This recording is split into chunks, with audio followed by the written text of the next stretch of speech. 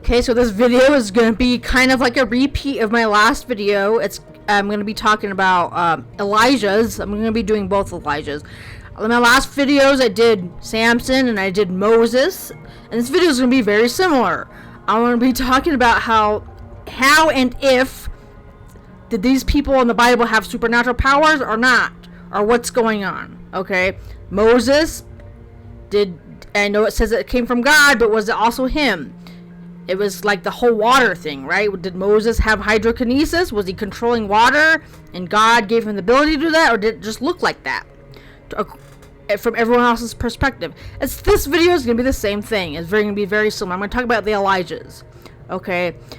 So Elijah, obviously, he's like the opposite end of Moses. Instead of bringing down water from the heavens or from God, he brought down fire, right?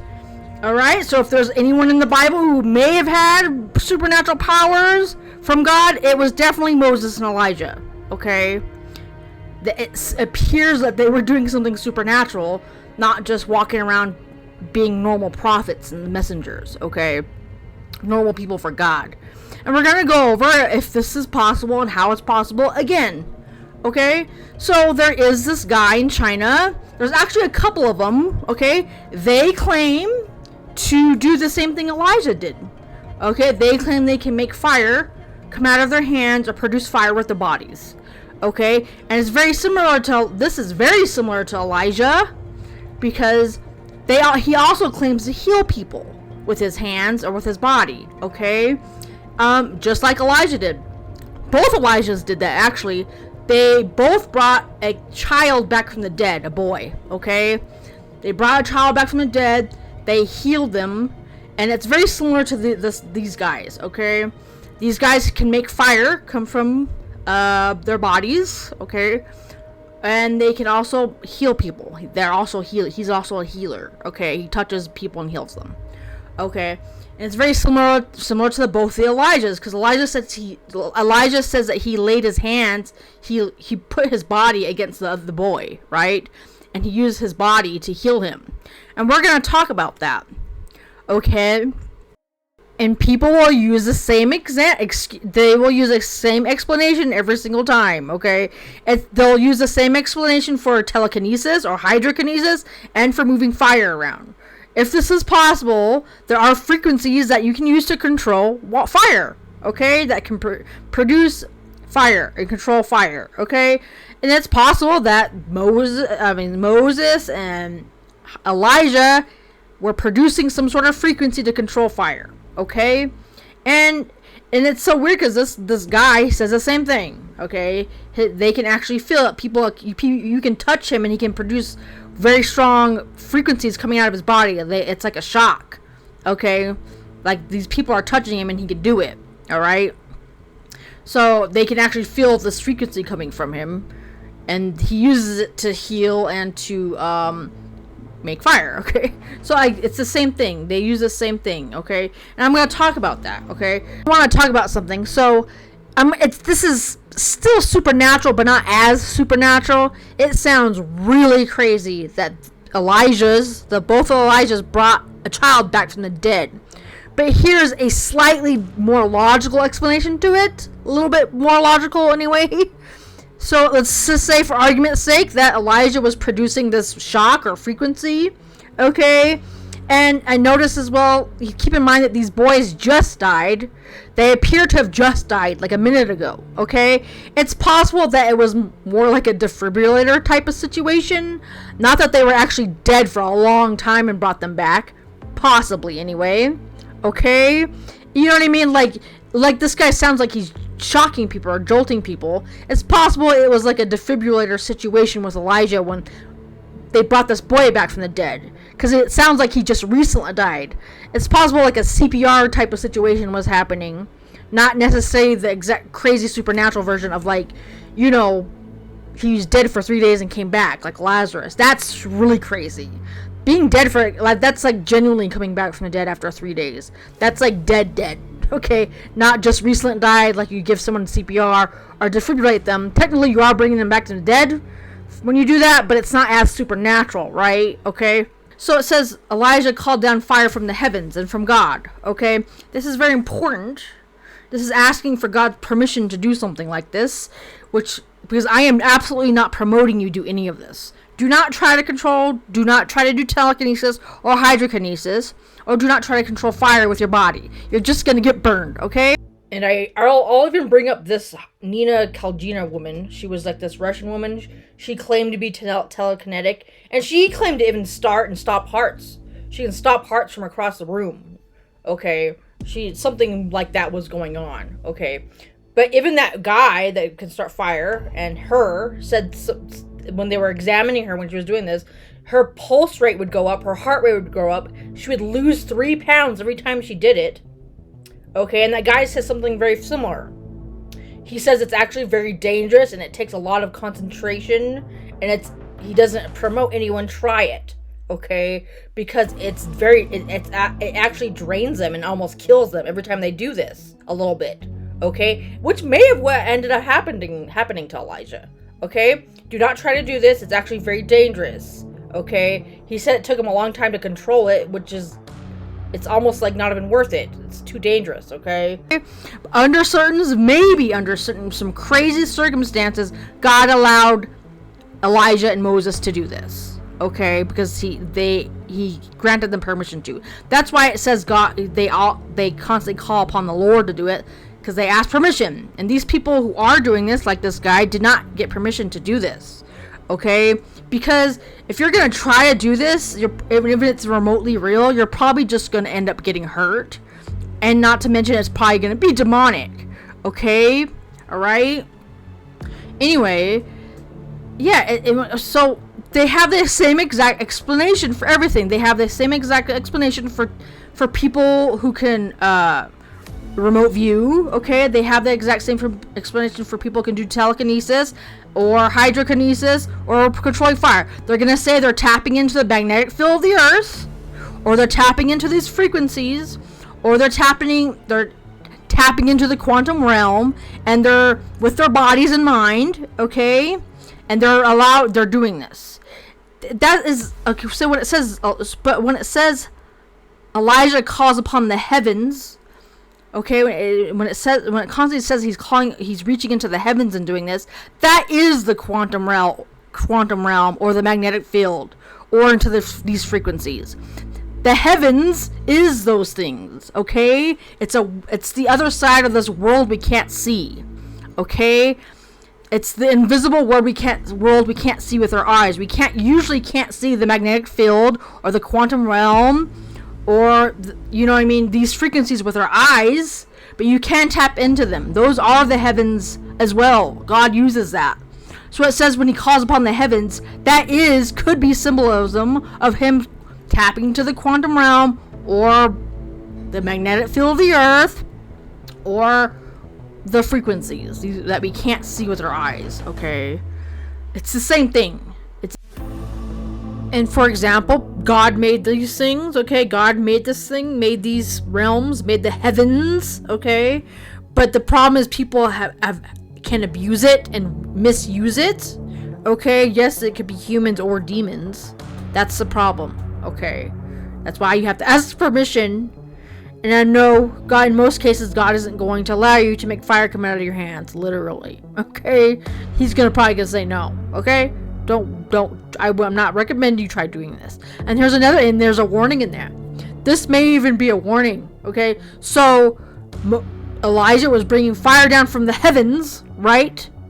With his body or mind, and with God's permission, or whatever. But he also died in a fiery whirlwind. Okay, that's actually how he died. Like, did he accidentally fiery whirlwind himself? Like, you know what I mean? Did something happen with his body? Like, there was like an imbalance or something, and he got killed that way. His own power killed him. There might be messaging in that. And it kind of reminds me a little bit of like spontaneous combustion. You know, let's just say for argument's sake that this is real, that people are somehow tapping into these frequencies or whatever by accident, or they're doing it on purpose because they're messing around and they know what they're doing, and they're actually like burning themselves. Spontaneous combustion is the theory that people have burned themselves from their bodies, from the inside. They blew themselves up. Okay, and that kind of sounds like what happened to Elijah. Something happened. Like maybe he was supposed to be doing something he didn't and was allowed to do. You know what I mean? There might be messaging in that, because he died in a fire whirlwind, and that's what he was. And he was actually doing fire whirlwind himself. So did he get killed by his own power? Do you understand what I'm saying? Like, yeah, you get what I'm saying? There's like some weird messaging there, because he was producing fire whirlwind, and then he died in a fire whirlwind. Yeah, there might be a warning in there, right? And this whole situation with the fire, bringing fire from heaven, reminds me of Sodom and Gomorrah. Okay, he brought fire upon the heavens. The Lord sent fire from the heavens to destroy Sodom and Gomorrah. But a way you can view the situation is that if you read the story of Sodom and Gomorrah, like the angels went into the city and then they had that flash of light and they were blinded, and then Sodom and Gomorrah was destroyed. You can take the perspective that God just let the angels destroy Sodom and Gomorrah. You understand what I'm saying? Like, God let the angels do it for him. He sent those angels to do that for him. Because God does do that. He does it all throughout the Bible. When it says God does something, it'll then say he just sent the angels to do it for him. And in this case, this angel, this special human being that he allowed to do this, was Elijah. Okay, and Elijah did kill people with this. Okay, he killed the messengers from Moab. Okay, he killed 50 soldiers from messengers of Moab, and the prophets of Baal, which I'll bring up in a minute.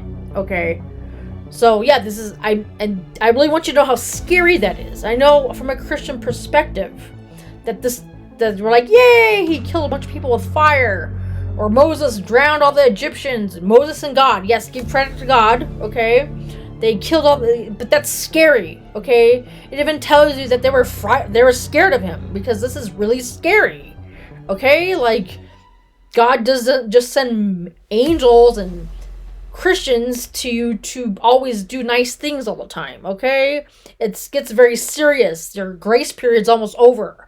Okay, and people don't respect people. Sometimes I think that Christians make these guys seem a little bit too wimpy, like Moses and Elijah. They're just like really super holy. They're going around preaching the gospel or something, and that's it. But you have to remember, these guys were decimating cities. Egypt was a hot mess after Moses left. Sodom and Gomorrah was a real hot mess after Lot left. Okay, and the Baal worshippers and the messengers of Moab were a hot mess after Elijah was done with them. Okay? These guys were serious. God gets very serious if you don't repent, okay? Alright? And, yeah. And there's definitely some other weird things going on with the Elijahs, okay? So obviously, Christians know that Elijah gave a portion of his stuff, his abilities, to the other Elijah. And literally, the other Elijah, it's almost like carrying on the torch. I have no idea if, like, he just taught him how to do this stuff, or it was just downloaded into his body and brain, or what. Okay? Anyway, he passed on his robe, okay, and that symbolism, he carried on the torch to somebody else. And then the other Elijah was doing this stuff. A lot of not the fire thing, though. As far as I know, the other Elijah wasn't doing, fire stuff. Maybe that God's like, we're done with the fire stuff, okay? Because that maybe didn't end so well. Alright? But Elijah did raise that boy from the dead. And he did he replenished the widow's food. Okay? The same thing as the other Elijah. He was doing almost the exact same stuff, except for the fire stuff. But there's also something else I want to talk about. Okay? There is maybe some weird things going on with the animals. Because the first Elijah was somehow, it says it came from God, but again, sometimes when it says that, it just means they allowed them to do it or something. It sounds like animals were like close to them, or maybe they were like animal whisperers. The reason why I say that is because the first Elijah, it sounds like he was hanging out with crows or something, right? And the crows were bringing him bread. And then the other Elijah, it sounds like he was hanging out with bears and stuff. And these bears were hanging around him. They seem to be very close to him anyway. And, and maybe animals can sense things, okay? And it's very similar to when animals work on a different frequency, and maybe they were sensing their frequency or something, and they can, they were like animal whisperers or something. They can somehow communicate with them. Maybe not with voices, but they could just understand that Elijah needed food, so they went to go get him food. Or Elijah needed some, those bears defended the other Elijah, okay? And it's possible that, there was something weird going on with there's that connection there. The first Elijah was with the crows, and the other Elijah was with the bears. And it's possible that, because animals operate on different frequencies, and these guys may have been operating on a different frequency, and so there's a connection there. Maybe there was some sort of communication or understanding between the animals and the men, okay? More than a regular, okay? And that's a theme in the Bible. Supernatural people understanding animals is a theme. We have Balaam's donkey. All of a sudden, he could hear his donkey talking, right? And he was a supernatural person. He was like a warlock or something, though, okay? And then we have the big one, okay? All of a sudden, a person understanding animal speaking is something supernatural going on, all right? All right, and it's possible something very similar was happening with the Elijahs, okay? Understanding animals on a different level, right? And that maybe that's how Noah got all the animals on the ark. He was just like, "Get your butt on the boat," and they're like, "Okay, we hear you." We're getting on. Of course, you could just say God did everything and they did nothing, but maybe there's something deeper going on with actually them. You know what I mean? Anyway. And of course, so again, I'm gonna reiterate: did Samson have supernatural strength? Did Elijah have supernatural fire or something? Was Moses doing something weird to the water? Maybe it was them, but I know when it says God told Moses to put his hand out, put his rod out, that was just a coincidence. It had nothing to do with them. They were just there, I guess. You can obviously take that perspective, that they were just standing there holding their hands up and God was just doing it, okay? Maybe they were doing nothing and God was doing all of it, and it just looked like they were doing it, okay? But even if you believe that version, people thought that they were doing it. That is exactly why they wanted their bodies. If you read the Bible, Satan wanted Moses' body, and men, after Elijah died, men went to go look for his body, okay? And also, the big one is the bones of Elijah. That's what throws me off about all this. I want to say it was just God, and it has nothing to do with them at all. The bones of Elijah throws me off big time, okay? If you don't know what the bones of Elijah are, some guy was dead, and he laid across the bones of Elijah, just like when the Elijahs laid across the boy, and he was healed, and that guy was healed. And he just laid on their bones, okay? And that is a theme in the ancient world. Someone who having supernatural powers and still having them after death is a huge theme in the ancient world, okay? I'll bring that up in greater detail later. That's going to be my point after all this. And then I'm going to bring that all to Jesus later too, okay? People wanted their bodies because back then that was a huge thing, and it is now, kind of, okay? If they thought you had supernatural powers, even if you didn't really, they wanted your body, okay? They wanted your body. People wanted your body because they wanted to use it for magic, okay? Anyway. Okay, and I'm going to bring up something, because God uses everyone's themes. He uses themes and stories from other people to explain things, okay? I'm going to bring up this Maqlu again. If you don't know what the Maqlu, it's the ancient Near East version of how to get rid of evil spirits and how to get rid of evil people, okay?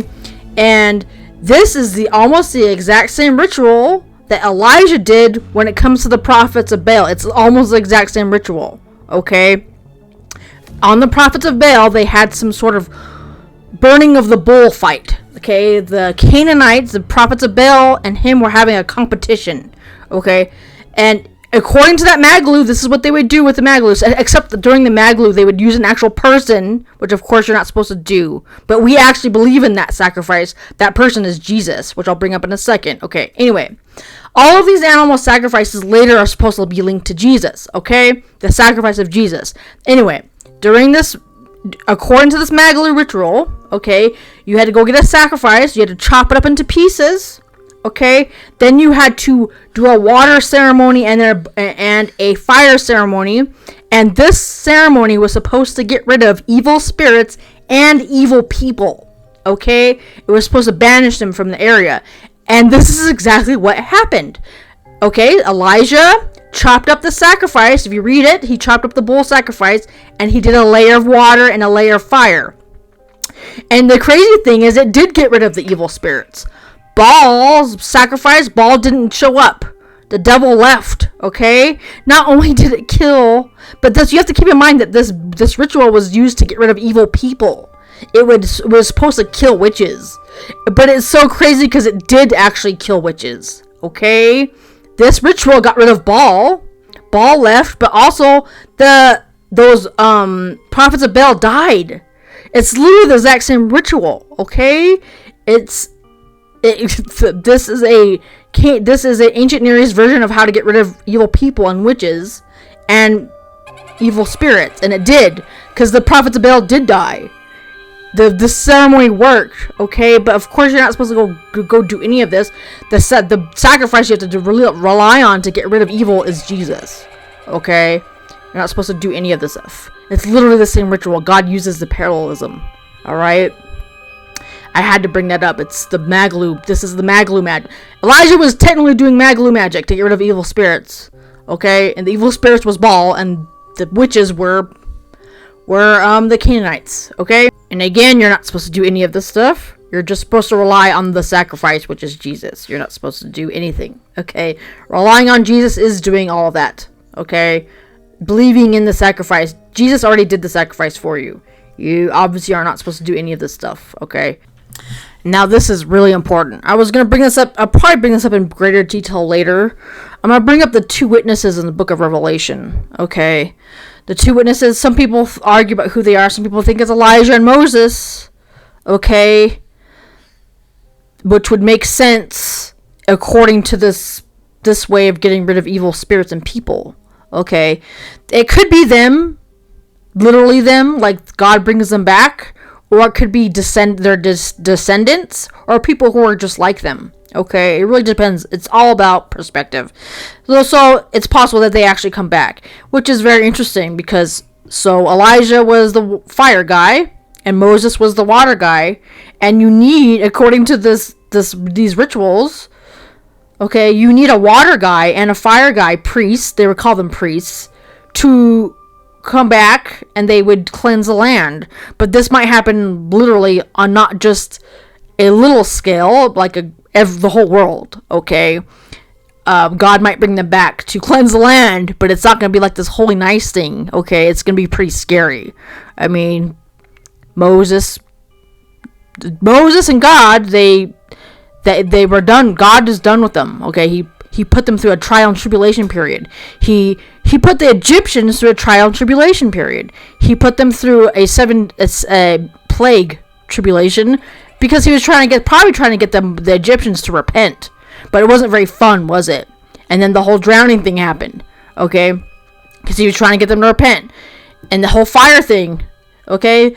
You have to keep in mind that Elijah was burning. These people were literally dying, okay? They were being killed. He killed the messengers of Moab with fire, okay? And they really died, okay? If they come back, and it's going to be like this on a grander scale. It's just so crazy because this is in the Maqlu magic. You need a fire guy and a water guy. It would make sense. God uses the parallelism between this old way of thinking of how to get rid of evil spirits and evil people. He's going to cleanse the land again, and it might not be like this fun thing where it's all holy and they come back and just bless everyone. It's going to be a test. It's going to be serious. It's going to be scary. Okay, Elijah and Moses were scary. Okay, God can get scary. And for Christians, we think this is holy and yeah, it's cool and fun. But if this really happens, you got to be prepared. It's going to be scary. Okay, if the fire guy and the water guy comes back, it's gonna be miraculous, but it's gonna be terrifying as well. Anyway, so maybe they will come back. Maybe they're both coming back and they're gonna cleanse the land, if you catch my drift. Anyway, so please think about this stuff, guys, and thank you.